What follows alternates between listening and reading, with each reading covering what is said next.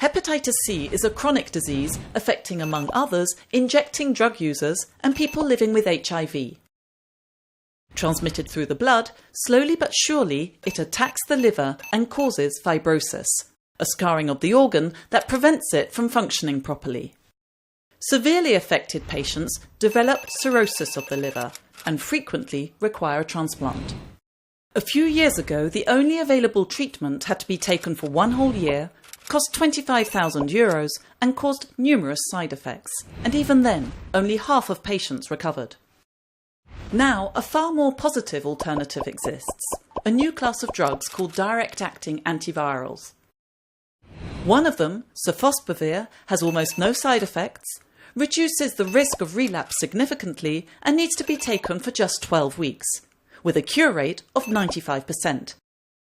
Its price is the only snag. It costs around €100 to manufacture a course of sofosbuvir treatment.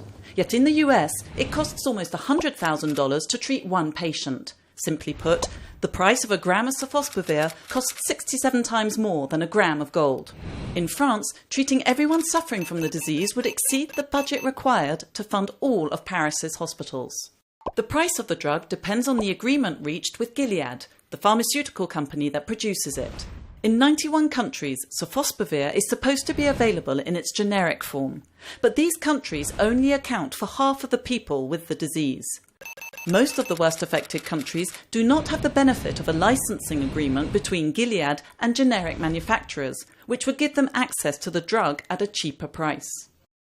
In countries where Gilead has reached an agreement, pretexting the fight against the resale of drugs, it imposes draconian measures.